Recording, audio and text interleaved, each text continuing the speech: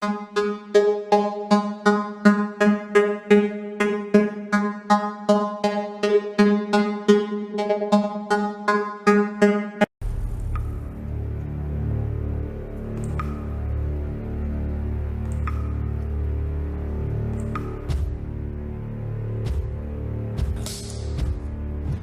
les deux hommes dont nous allons parler maintenant ont de nombreux liens avec Antonio Ferrara. Ils s'appellent Pascal Payet et Christophe Kider. Dans un premier temps, Pascal Payet s'est évadé en 2001 de la prison de Luynes et 2 ans et demi plus tard, c'est lui-même qui a organisé l'évasion de plusieurs de ses amis. Quant à Christophe Kider, eh bien, il a tenté à 3 reprises de s'évader. Et à chaque fois, pour ces évasions, eh bien, ce sont de véritables armadas qui ont été mobilisés, des armadas venus de l'extérieur, des évasions spectaculaires. Regardez. Il se voulait braqueur aux mains propres, mais Pascal Payet a fini par faire couler le sang, celui d'un convoyeur de fonds. Le prix à payer, 30 années de prison. Payet, il sait qu'il a beaucoup d'années de prison devant lui et que la seule façon de retrouver un jour la liberté sans être un vieillard, c'est de s'évader à nouveau. Et c'est bien ce qu'il compte faire. Un haut fonctionnaire de l'administration pénitentiaire lui avait promis un traitement bien meilleur s'il prenait l'engagement de ne pas chercher à s'évader. Et à l'époque, il avait dit, vous savez, moi monsieur, je ne peux pas prendre cet engagement parce que quand je donne ma parole, je la tiens. Facile à dire. Non seulement le prisonnier est placé en quartier d'isolement, mais en plus, il ne reste jamais plus de 3 mois dans la même prison sans jamais savoir quelle sera sa prochaine destination. Les conditions de détention de Pascal Payet étaient telles que j'ai parfaitement compris qu'il ait saisi l'opportunité de s'évader. L'évasion, ça devient même, je dirais, une question de survie mentale. Si on ne pense pas à s'évader, on se suicide. En 2007, Payet est incarcéré à Grasse. Le 14 juillet à Cannes, la compagnie Azur Hélicoptère attend des clients qui ont réservé un appareil de 5 places. Ils avaient demandé une rotation, un baptême, Gorge du Verdon, c'est le plus long que l'on propose en vol touristique. Donc ils avaient l'assurance qu'il y avait au moins 1 heure de vol dans l'hélico. Quand les 4 hommes arrivent sur le parking, ils se comportent normalement. Mais juste avant d'entrer dans les bureaux, ils revêtent leur cagoule. Et là, ils rentrent donc cagoulés avec un gros sac de sport. Ils sortent des kalachnikovs, des pistolets. Ils saisissent les 3 personnes, ils les bâillonnent et les attachent à leur siège. Pendant ce temps-là, un des 4 hommes prend le pilote en otage. Toi, t'es pilote, tu viens avec nous, on ne te fera pas de mal, fais ce qu'on te dit et tout se passera bien. Et donc, quand on est accompagné d'une personne armée et qui vous invite à la compagnie hélicoptère, vous n'avez pas tellement le choix. Après avoir neutralisé les salariés de la compagnie dans les bureaux, le reste du groupe rejoint l'hélicoptère. Il est 18h20 lorsque l'appareil décolle. Les gens qui étaient à bord avaient une parfaite connaissance du tableau de bord et de l'équipement de l'hélicoptère qui permet au pilote de communiquer avec l'extérieur, ça c'est évident. Il lui a montré textuellement dans la machine, il lui a dit ça tu n'allumes pas, ça tu n'allumes pas, ça tu ne touches pas, ce bouton-là tu n'y touches pas. Direction le nord, et plus précisément la prison de Grasse. Pendant ces 3 minutes de trajet, le pilote a ordre de voler à très basse altitude. Le but c'était uniquement de ne pas être vu par les contrôleurs. C'est-à-dire que là, en volant bas, la tour de Cannes n'a pas vu décoller, il n'a même pas vu partir en l'air. Et 2, Nice, qui contrôle aussi les zones, ne pouvait pas le voir. S'il reste très bas, il ne le voit pas au radar. Les cours de promenade de la prison sont évidemment couvertes par des filets anti-hélico. Mais les complices contournent cet obstacle et atterrissent sur le toit d'un local technique. Quand ils sont arrivés sur la prison, ils ont posé l'hélicoptère exactement de façon à ce qu'il n'y ait pas d'angle de tir entre la sortie du toit et l'hélicoptère. De cette façon, l'appareil couvre le commando qui est ainsi à l'abri d'une fusillade. Ça, c'était très intelligemment fait aussi. Voilà, je crois que c'est vraiment l'organisation exemplaire de cette opération. Ils sont extrêmement culottés, ils vont se poser quelqu'un sur le toit de la prison qui, avec une disqueuse, va ouvrir une porte. À l'aide de la scie circulaire ultra puissante, les complices découpent la porte du quartier d'isolement et forcent plusieurs autres portes jusqu'à la cellule de Payet. Aucun des intervenants n'a rencontré l'ombre d'un fonctionnaire de l'administration pénitentiaire à cette occasion, qui avait effectivement aucun surveillant dans le bâtiment ou à tout le moins dans l'étage où se trouvait Pascal Payet. C'est une évasion qui est assez bien préparée, bien choisie au niveau de la date, en 14 juillet. On ne peut pas mieux faire. C'est comme s'évader le jour de l'an, le jour de Noël. En un éclair, les malfaiteurs sont parvenus à extraire Pascal Payet. Le pilote, il reste posé, moteur allumé, prêt à repartir. Quand Paillet revient avec ses complices, il remonte dans l'hélicoptère et Paillet est pieds nus. Pour ça d'ailleurs qu'il y avait un peu de sang, il a dû se couper en remontant. Pascal Paillet est parti, je crois, en chaussettes. C'est vous dire à quel point il a été surpris de voir arriver ceux qui sont venus le chercher. Car paraît-il, ses complices dévoués lui avaient réservé cette surprise en ce jour du 14 juillet. Il n'a pas organisé. Dans l'organisation à proprement dit, il n'a pris absolument aucune part. 8 minutes plus tard, premier arrêt dans un champ de la vallée de Siagne. L'hélicoptère se déleste de 2 passagers, dont Pascal Paillet. 3 malfaiteurs sont encore avec le pilote. L'hélico redécolle, repart légèrement vers le nord, toujours très basse altitude. Après une demi-heure de trajet, les hommes indiquent au pilote leur terminus. Et là, ils posent sur l'hélice-station de l'hôpital de Brignoles. C'est là où il y a quand même un côté génial, c'est d'aller à un endroit complètement public avec un hélicoptère qui normalement n'est même pas habilité à poser là. Et en fait, ça n'a étonné personne d'avoir un hélicoptère qui se pose sur l'hôpital de Brignoles. Le reste du commando descend avec le pilote. Avant de détaler, il l'attache avec une menotte à la grille d'un cimetière tout proche. Le pilote, la seule chose dont il a eu peur, c'est quand il a vu un des complices prendre un extincteur qu'on a dans la cabine, il a pensé que le type allait lui mettre un coup d'extincteur. Et en fait, c'était pour asperger les sièges où il y avait eu du sang. Ça a enlevé l'ADN. Pascal Paillet vient de bénéficier d'un renvoi d'ascenseur. 4 ans auparavant, il était venu chercher 3 autres de ses amis prisonniers à Luynes. Les évasions de Pascal Paillet sont intéressantes dans le sens où ça met vraiment en relief ce qu'est, ce que peut être et jusqu'où peut aller l'amitié entre voyous. On a affaire vraiment à une équipe extrêmement soudée de gens qui se considèrent quasiment comme des frères. C'est l'amitié de voyous poussée à son comble. C'est sûrement dans cet état d'esprit que le pilote a reçu des excuses de ses ravisseurs. D'ailleurs, il n'a pas porté plainte. C'est vraiment, le timing était parfait et puis jamais aucune violence, jamais aucun coup, uniquement une intimidation extrêmement professionnelle. Alors c'est vrai qu'on peut s'inquiéter de se dire que ça paraissait presque trop facile, quoi. Dans la catégorie évasion, Pascal Paillet aura remporté la palme des inaugurations. En 2001, il avait été le premier à s'évader de la prison de Luynes. Et en 2007, le premier à s'évader de la prison de Grasse.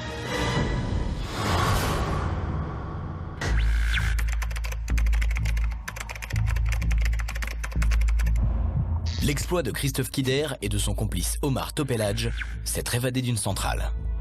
Les centrales qui sont pour ce qu'on appelle les détenus particulièrement surveillés, les gens fichés au grand banditisme, ou alors des gens qui ont des peines extrêmement lourdes à faire, c'est-à-dire entre 10 et perpétuité. Donc ce sont des maisons qui sont extrêmement sécurisées. Grilles et sas de sécurité tous les 50 mètres, caméras omniprésentes, plafond bas. Un univers totalement déshumanisé où l'évasion paraît impossible.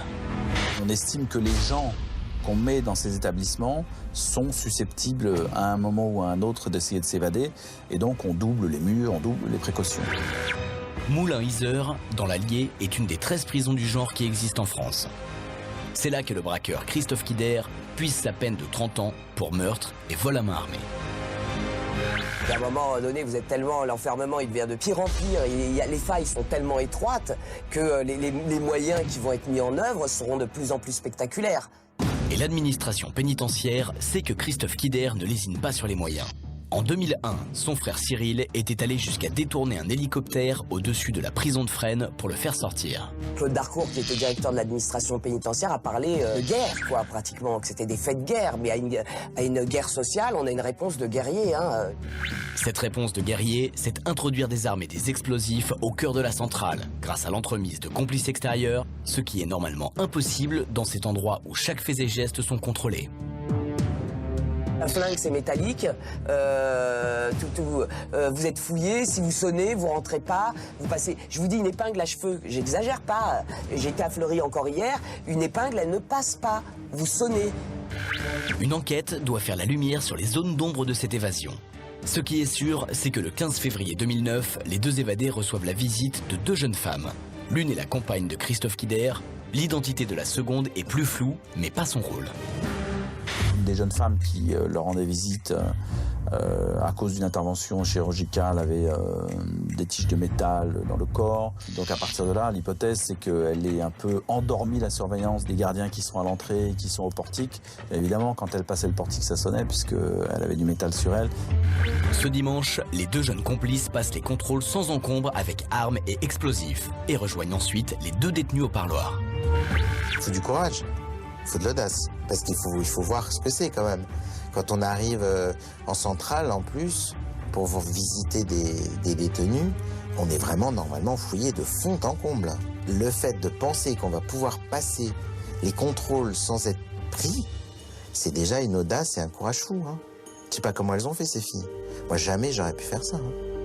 Les 2 femmes savent à quoi elles s'exposent en introduisant des armes et de l'explosif. Elles sont aujourd'hui à leur tour en prison. Mais si on comprend comment les armes ont pu rentrer, il n'en va pas de même pour le pain de plastique tout aussi indispensable à l'évasion.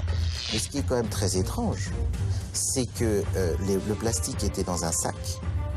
Le plastique boom, hein, était dans un sac et que ce sac est passé au contrôle.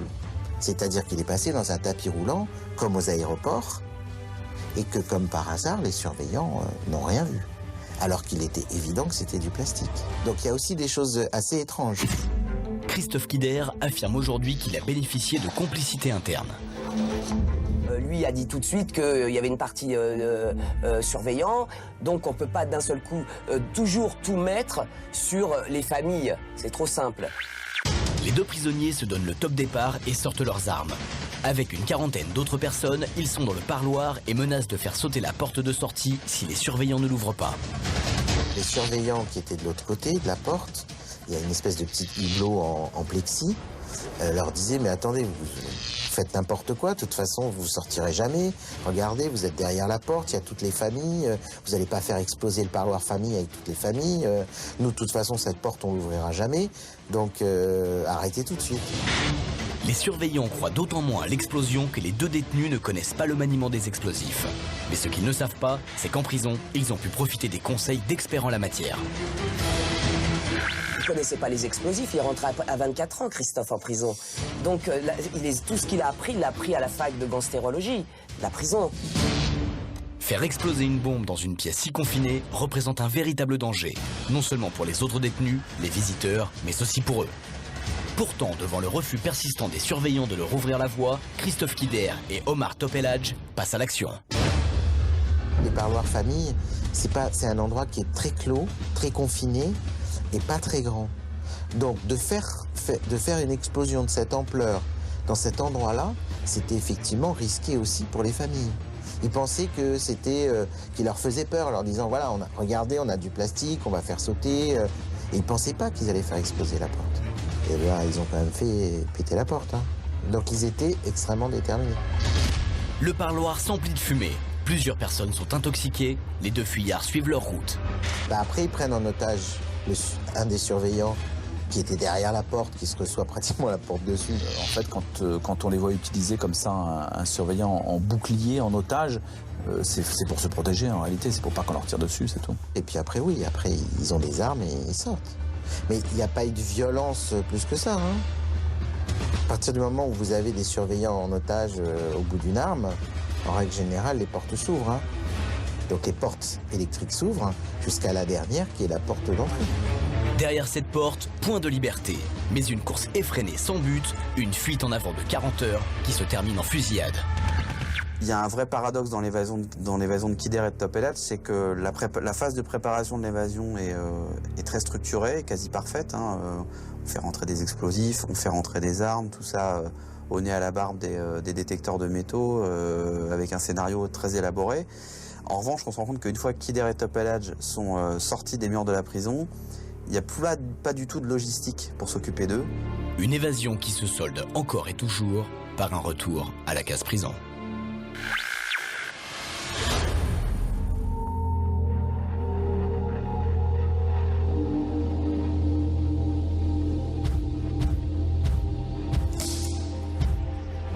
C'est un nom qui reste gravé dans la mémoire collective française. Il s'agit de celui de Jean-Pierre Trébert. Jean-Pierre Trébert, c'est cet homme qui était soupçonné du meurtre de Katia L'Herbier et Géraldine Giraud. Alors qu'il est en prison, à Auxerre, en détention préventive, il va réussir à se faire la belle. Vous avez vu jusque-là, dans tous les exemples que nous avons évoqués dans cette émission, que des évasions pouvaient se réaliser avec des explosifs, avec des armes lourdes. Eh bien, dans le cas de Jean-Pierre Trébert, vous allez maintenant découvrir que l'on peut s'évader d'une prison française avec un simple carton. Principal suspect dans le double meurtre de Géraldine Giraud et Katia L'Herbier, Jean-Pierre Trébert attend son procès derrière les barreaux d'Auxerre depuis plus de 4 ans. On ne pouvait pas imaginer que Trébert puisse s'enfuir parce que d'habitude ceux qui s'enfuient c'est des voyous, des braqueurs, c'est pas quelqu'un qui a des liens dans le milieu. Donc on l'attend pas à le voir partir dans un hélicoptère d'une cour de prison. Ça paraît toujours un peu étonnant de pouvoir pouvoir s'évader d'une prison. Nous, on est là en visiteur, on vient au parloir, on a l'impression que tout est tellement rodé, on a l'impression qu'on n'arrivera jamais à s'évader. Et il y a des gens comme Mérine qui arrivent à s'évader d'une manière absolument spectaculaire, et d'autres comme Trébert qui arrivent à s'évader d'une manière peut-être plus artisanale, mais en tous les cas parfaitement imprévisible. Jean-Pierre Trébert n'a pas du tout le profil de l'évadé traditionnel. Mais de cet apparent handicap, il va faire un atout. Pour quelqu'un qu'on qualifie d'homme des bois, il s'est montré tout d'un coup relativement intelligent. Il s'est complètement concentré sur cette opération pour piéger l'administration pénitentiaire sur le long terme. Première étape, gagner la confiance des surveillants pour qu'ils ne se doutent de rien.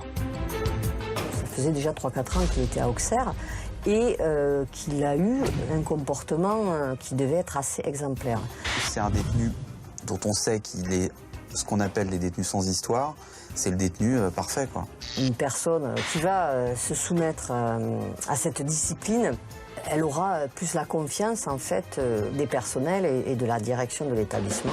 Trébert se voit donc confier la gestion d'un atelier de confection de carton dans l'enceinte de la maison d'arrêt, un poste stratégique. Jean-Pierre Trébert, en sa qualité de responsable de l'atelier, était plus libre que certains co-détenus. Il avait accès à des parties plus facilement. Il pouvait descendre à l'atelier, je crois, effectivement, de manière moins surveillée. Un détenu sur lequel pèserait le plus léger des doutes n'aurait pas ces privilèges. Vu justement les responsabilités qu'il avait entre la prison et les facilités qui lui étaient données pour circuler dans la prison, forcément que la maison d'arrêt d'Auxerre pensait qu'il n'y avait aucun risque d'évasion. Et pourtant, pour Trébert qui crie toujours son innocence, son évasion, c'est sa vengeance. Jean-Pierre Trébert était à bout de cette période d'incarcération, 4 ans et demi. Il était effectivement épuisé. Et comme la vengeance est un plat qui se mange froid, Jean-Pierre Trébert va donc prendre tout son temps. Son emploi à l'atelier de la prison est une véritable aubaine.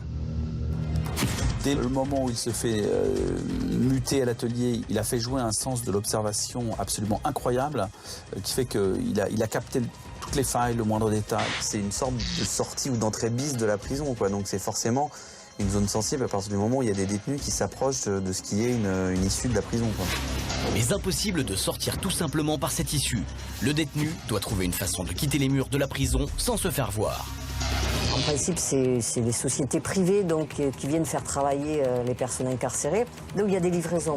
Et ça veut dire que vous avez des camions qui rentrent à l'intérieur d'une prison avec du matériel. Et ensuite, le livreur qui fait ressortir le travail qu'a effectué le détenu. Donc là, il est très clair que c'est très sensible. Et Trébert le comprend. C'est pourquoi il monte son évasion à partir de l'atelier. Je vais me servir de mon travail et de mon activité quotidienne, donc sans jamais que personne ne puisse me suspecter et me mettre dans un carton. C'est très ingénieux comme procédé. Mais comment Trébert pourrait-il s'introduire dans un carton sans que personne ne le remarque? Pour l'administration pénitentiaire, c'est tout bonnement impossible. On a retrouvé d'ailleurs notamment des empreintes de Flavien Cosson sur des éléments aux alentours du carton. Flavien Cosson est un détenu qui travaille aussi dans l'atelier. Et on lui reproche d'avoir effectivement eu connaissance du fait que Jean-Pierre Trébert était dans ce carton et d'avoir peut-être empaqueté ce carton, sachant que Jean-Pierre Trébert était à l'intérieur. Est-il possible de conditionner un carton sans se rendre compte qu'une personne est à l'intérieur? Pour répondre à cette question, une reconstitution a été organisée. On s'est remis dans les conditions exactes en demandant aux policiers de tenir le carton. Je pense qu'avec un minimum de logique, Jean-Pierre Trébert n'est pas resté passif à ce moment-là. Et on a pu constater que le carton ne bougeait pas. Et que dans ces cas-là, on pouvait très bien ne pas connaître la présence de Jean-Pierre Trébert. Encore fallait-il que personne ne s'aperçoive du petit manège du fuyard. Et les 6 autres prisonniers qui travaillent à l'atelier affirment n'avoir rien vu des manœuvres du garde-chasse. Ce qui est un petit peu énervant dans cette affaire, c'est qu'on a essayé, on a mis en cause les différents co-détenus, donc ceux qui étaient dans l'atelier, notamment Flavien Cosson, en disant il est chef d'atelier, il n'a pas pu ne pas voir. Et les détenus ne sont pas là pour se surveiller entre eux et pour essayer de voir s'il y en a un qui manque à l'appel, c'est pas leur boulot. Mais à ce moment-là, pourquoi est-ce qu'on parlerait pas de complicité de l'administration pénitentiaire? Ça paraît aussi ridicule, mais après tout, eux non plus n'ont pas pu ne pas voir, c'est leur job, parce qu'ils ont quand même laissé s'échapper certainement le détenu le plus VIP de la maison d'arrêt d'Auxerre. L'enquête sur ce point suit son cours. Toujours est-il que le 8 septembre 2009, Trébert est caché dans un carton, chargé dans un camion de livraison. Il a dû avoir très peur jusqu'au bout, c'est-à-dire que jusqu'au moment où il sort du camion et il part en courant, bien sûr qu'il y a une possibilité qu'il la foire, parce qu'on n'est pas à l'abri que tout d'un coup, je sais pas, le film casse et que ça fonctionne pas, ou que quelqu'un secoue, que quelqu'un se dise mais où est Trébert? Mais le prisonnier a pensé à tout et a fait en sorte que son absence soit remarquée le plus tard possible. Lui, il raconte ça à un de ses co-détenus. Il lui dit, voilà, je vais venir ce matin à l'atelier, mais après, j'ai un rendez-vous chez le juge d'application des peines, donc je ne serai pas là cet après-midi. Et quand un surveillant s'inquiète, je crois, au moment de la pause du midi, du devenir de Trébert, qui n'est pas là, évidemment, pour manger avec les autres, le co-détenu dit, bah non, mais Jean-Pierre, il est parti, il avait un rendez-vous au juge d'application des peines, à Auxerre, etc. Et le surveillant s'inquiète pas, il dit, ah oui, c'est vrai. Entre-temps, Trébert a largement eu le temps de sortir du carton, puis du camion, sans être vu. Ce n'est qu'une fois arrivé à destination que le chauffeur du véhicule constate un trou dans un carton de son chargement. Et en fait, c'est quand, au dernier appel de réintégration des cellules en fin d'après-midi, qu'on se rend compte que Trébert est toujours pas là. L'évasion de Trébert, ça va forcément être un événement exceptionnel. C'est un des meurtriers présumés les plus connus de France.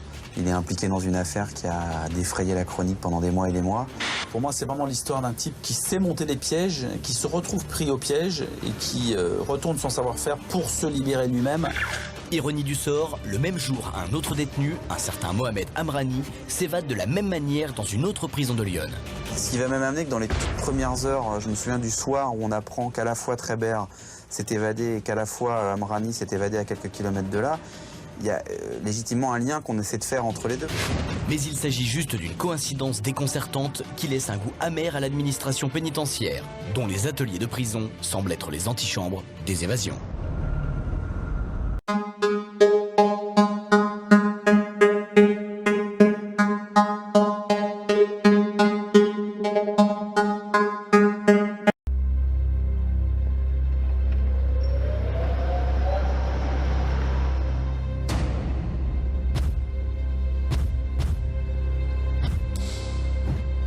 Dans un instant, nous irons aux États-Unis à la découverte de la prison d'Alcatraz. Mais auparavant, faisons une halte du côté de New York, dans la prison de West Street. Nous sommes en 1974 et un Français d'origine corse est incarcéré. Il s'appelle Laurent Fioconi. Cet homme a été condamné à 25 ans de prison puisqu'il fait partie de la French Connection. Dans un instant, Laurent Fioconi sera avec moi. Il va répondre à mes questions.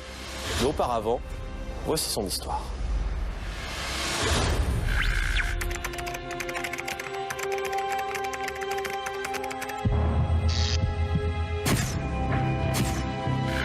Il y a un nombre incroyable de rebondissements dans cette évasion.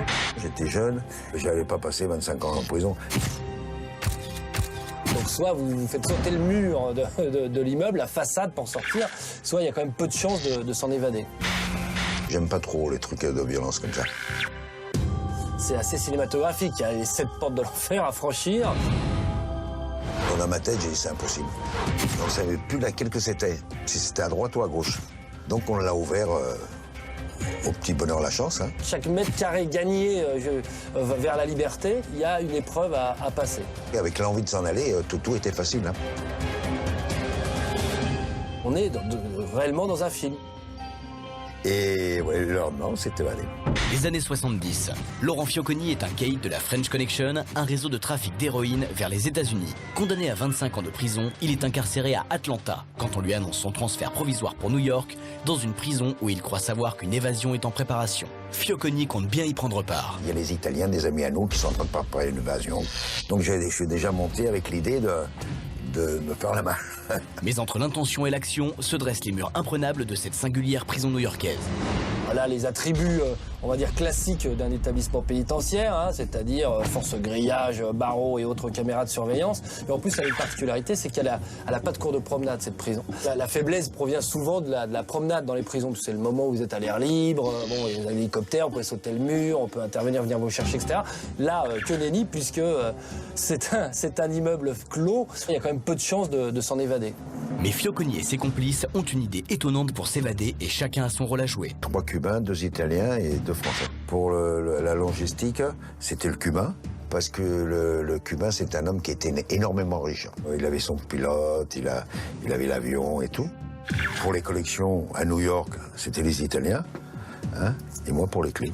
Fioconi sait que le couloir au rez-de-chaussée de la prison mène à un garage s'ouvrant sur l'extérieur. Pour s'évader, il ne leur manque que les clés qui ouvrent les portes les séparant de ce garage. Mission impossible, pas pour Fioconi. C'est son passage par la maison de correction de Belle-Île-en-Mer, où l'administration pénitentiaire aura la jugeote de lui faire un CAP de ferronnerie d'art. J'ai passé mon CAP de serrurier, c'est pour ça. Voici comment un CAP et un coup de pouce du destin lui ont permis de s'évader. Et de ce temps-là, tout le personnel pour la comptabilité, les entrées, les sorties, c'était les détenus qui le faisaient. Alors, il va avoir un poste de nettoyeur dans le couloir. Il a une espèce de brosse comme ça électrique qui lui permet donc d'atteindre cette première porte. Je me trouvais souvent tout seul dans ce couloir. Et j'ai commencé à prendre l'empreinte avec de la mie de pain. J'ai machiné comme de la pâte à molder. Et j'ai pris l'empreinte de la serrure. Une fois l'empreinte de la serrure en sa possession, reste à se procurer les outils pour pouvoir fabriquer la clé.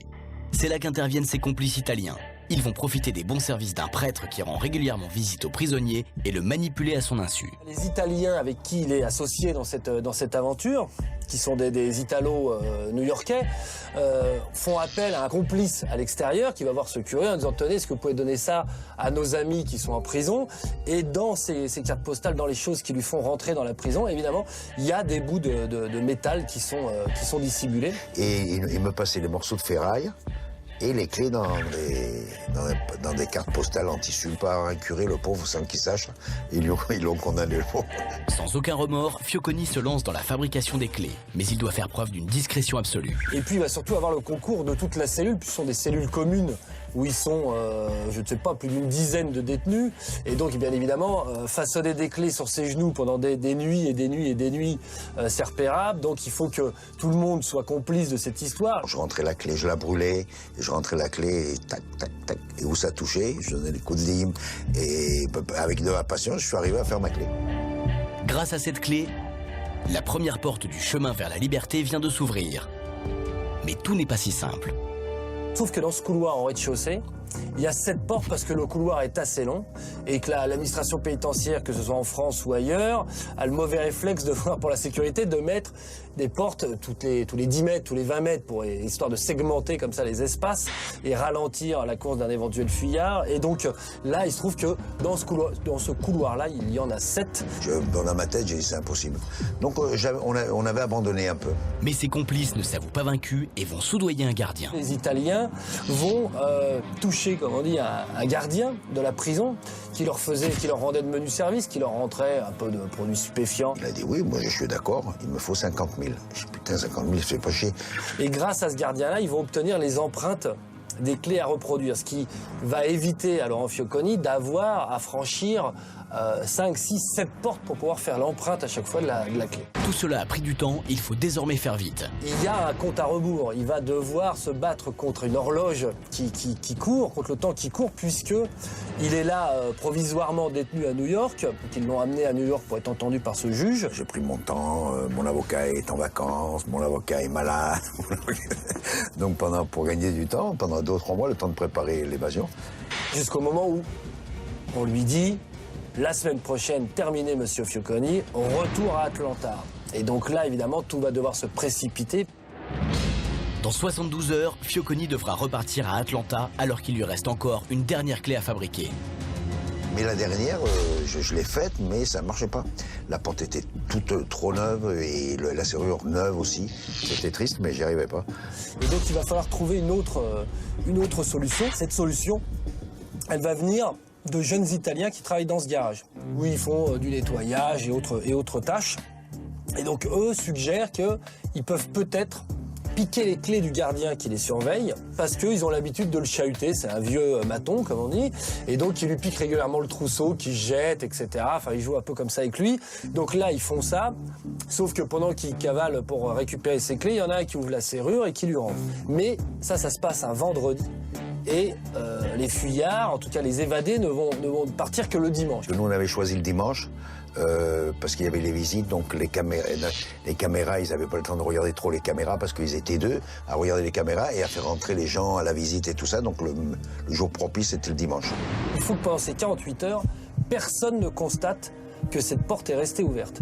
Ultime rebondissement, le samedi est annoncé un car qui doit transférer des prisonniers, amener des prisonniers d'une autre prison dans celle-ci. 10 nouveaux prisonniers sont attendus, des prisonniers qui vont emprunter ce fameux couloir pour rejoindre leur cellule. Et malheureusement, pour les futurs évadés, les 10 prisonniers vont devoir emprunter ce couloir et forcément, le gardien qui va les conduire va s'apercevoir immédiatement que cette porte est restée ouverte. Si le gardien referme la porte, c'est la fin.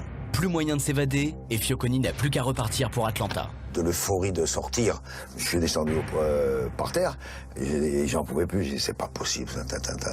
Et on attendait, je crois que c'était foutu pour moi. Mais finalement...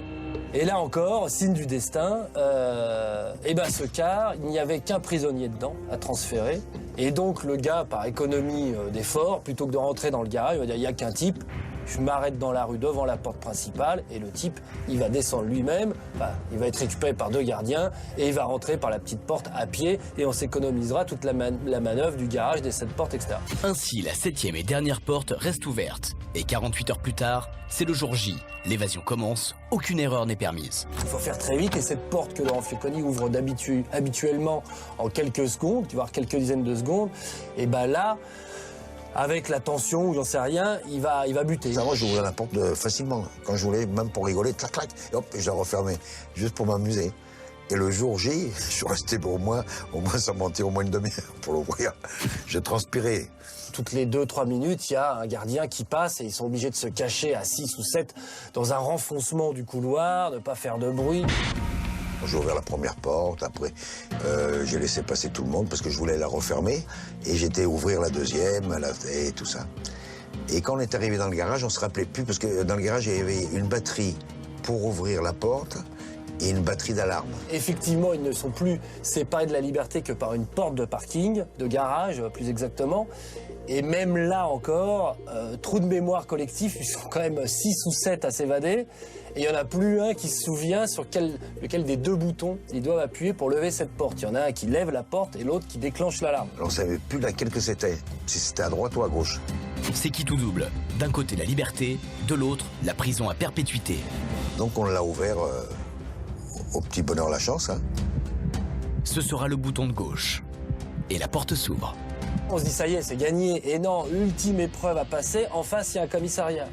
Donc il va falloir en plus éviter les 2 gardes armés qui sont en permanence en faction sur le trottoir. Ces policiers ont pour ordre de tirer sur les fuyards éventuels. Première chose, on a regardé s'il y avait des policiers devant la commissariat, il n'y avait personne.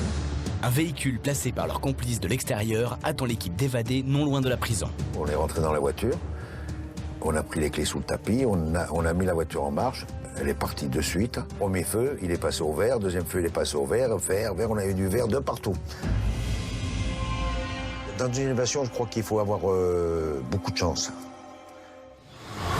Laurent Fioconi, bonsoir. Bonsoir. Merci de nous avoir rejoints. On vient de voir votre évasion. Ce qui s'est passé juste derrière, c'est que vous êtes parti en Colombie. Oui. Vous avez vécu comment, concrètement, au quotidien? On fait tout. Des émeraudes, du trafic, n'importe quoi. Là, on peut pas, tout ce qu'on trouve, voilà. Vous avez été arrêté là-bas? Oui, j'ai été arrêté parce que quand je me suis évadé des États-Unis, à la sortie, j'ai acheté un passeport. J'ai changé la photo, je suis arrivé tranquillement en Colombie en pensant que j'avais des bons papiers et tout ça. Au bout de 2 ou 3 mois, j'ai été arrêté parce que la personne qui m'avait vendu le passeport avait fait une escroquerie entre Bogota et les États-Unis.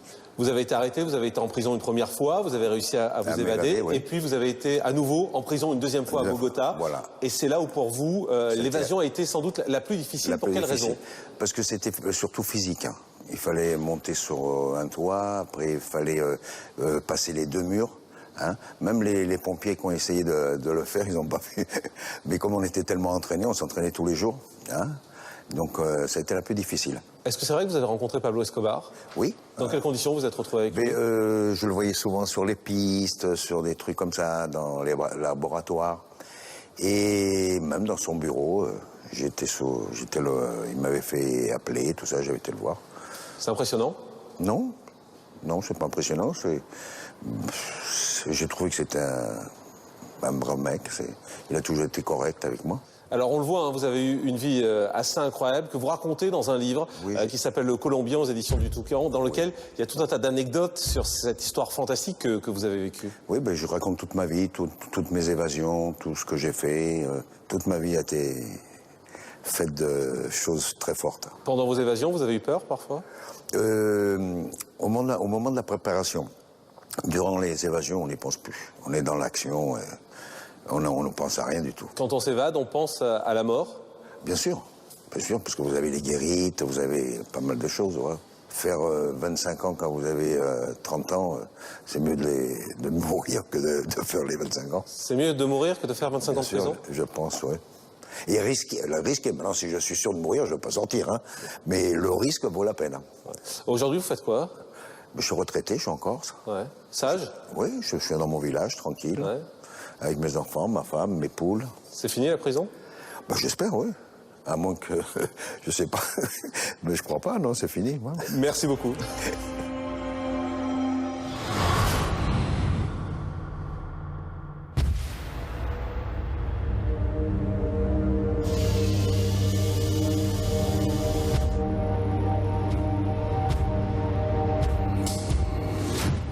Alors restons aux États-Unis si vous le voulez bien et nous allons maintenant nous intéresser à un lieu mythique puisqu'il s'agit de la prison d'Alcatraz, une prison qui est située dans la baie de San Francisco sur des rochers. Aujourd'hui, cette prison n'accueille plus que des touristes, mais pendant de très longues années, elle a été désignée comme un lieu inviolable, le lieu le plus sûr des États-Unis. Pourtant, 3 hommes ont réussi à se faire la belle et vous allez le constater, endroit extraordinaire, évasion extraordinaire.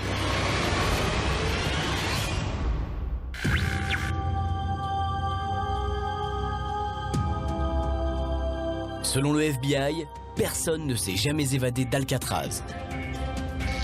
Pourtant, il semblerait que 3 détenus soient bien parvenus à réaliser l'impossible. S'échapper du pénitencier le plus imprenable du monde. L'Alcatraz, c'était une prison qui était censée être complètement effrayante. Elle était sur un rocher à 2,5 km de la terre, sur une île, au milieu de la baie de San Francisco. Il y a eu des courants de l'océan super forts, des requins et l'eau à 8 degrés, même en été. Si un homme reste plus de 20 minutes dans une eau si froide, c'est la noyade assurée. C'était censé être ça, l'obstacle à toute évasion. Néanmoins, 4 braqueurs de haut vol, les 2 frères Anglin, Alan West et surtout Frank Morris, sont prêts à tout pour quitter l'île du diable. Nous sommes au début des années 60.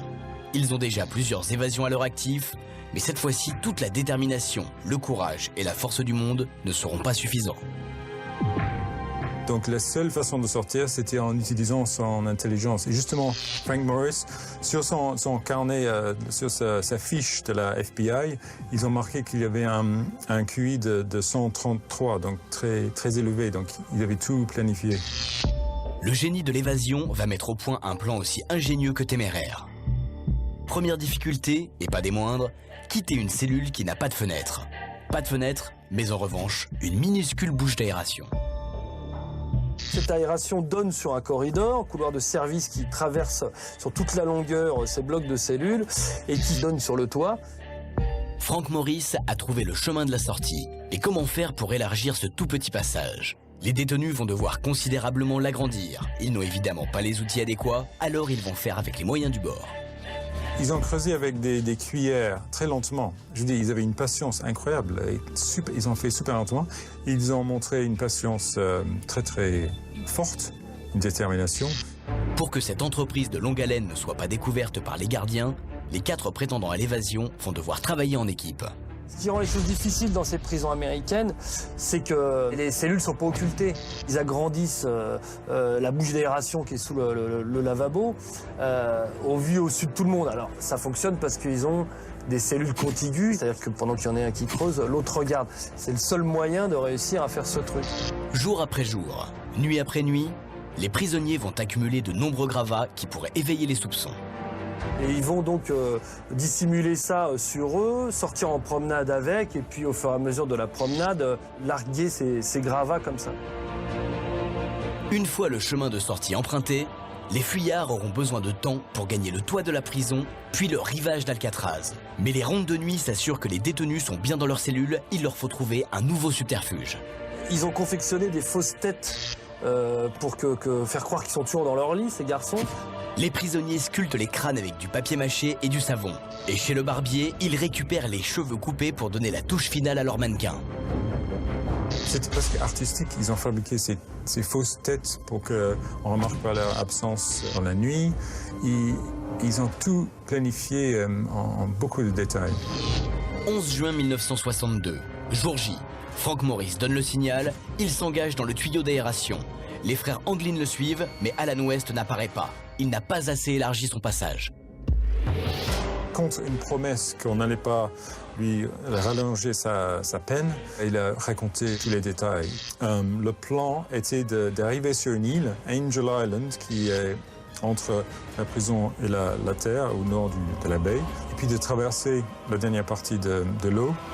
Si les trois hommes attendaient le dernier complice, l'évasion serait gravement compromise. Ils continuent donc sans lui. Donc ils vont grimper comme ça en se servant notamment des tuyaux de plomberie et se retrouver sur le toit du bâtiment.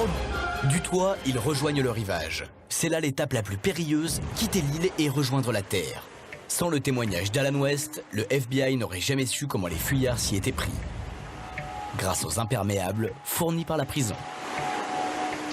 Et eux vont en voler, vont en racheter à leurs détenus, enfin ils vont trafiquer ça pendant des mois, en réunir suffisamment pour pouvoir confectionner des canaux de sauvetage de fortune et des gilets de sauvetage. Ils vont donc récupérer ce matériel, quitter la détention par ce biais. Puis donc une fois là, ils ont fait le plus gros, il leur reste plus qu'à gagner la mer et puis s'enfuir dans l'obscurité. Quand le jour se lève, Frank Morris et les frères Anglin se sont totalement évaporés. À 7 heures tous les matins, tous les prisonniers devaient se lever, se raser et se laver. Et à 7h20, il fallait qu'ils soient debout devant leur cellule. Justement, ils n'y étaient pas. Voyant des têtes dépasser des draps, les gardiens pensent que les détenus dorment encore. Enfin, ils vont leur crier un peu dessus, puis finalement, ils vont mettre une espèce de coup de matraque à travers les barreaux, et la tête va rouler par terre et se casser. Évidemment, là, ils vont s'apercevoir qu'ils n'ont pas décapité le détenu, c'est juste que c'est une fausse tête. L'alerte générale est donnée, le FBI entre en action. Des recherches sont lancées dans tous les États-Unis, mais impossible de mettre la main sur les fugitifs. Le FBI a dit non, ils ont forcément échoué puisqu'on n'a pas noté de vol de voiture ou d'attaque de banque dans les jours qu'on suivit dans la région. On pense très sérieusement qu'ils se sont noyés. D'abord parce qu'on a trouvé 2 gilets de sauvetage. Alors, est-ce que c'est une ruse, puisqu'on disait que Frank Lee Morris avait un QI supérieur à la moyenne? Donc, est-ce qu'il a voulu, une fois de plus, perturber le FBI en laissant comme ça de faux indices de naufrage? Alors, ont-ils réellement réussi la plus grande évasion de tous les temps? Ils n'ont jamais trouvé de traces de contact avec la famille. Et pourtant, la FBI a suivi l'affaire pendant presque 20 ans. Il n'y a jamais eu de signe de vie. Donc soit ils ont vraiment disparu avec une efficacité inouïe, soit ils sont morts. A priori, ça serait les seuls. Enfin, le bénéfice, le doute doit profiter à l'accusé. Donc, on va dire qu'ils sont évadés.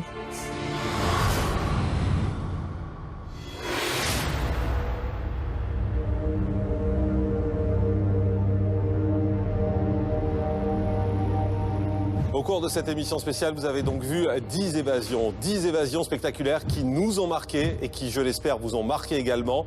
Merci d'avoir passé la soirée avec nous.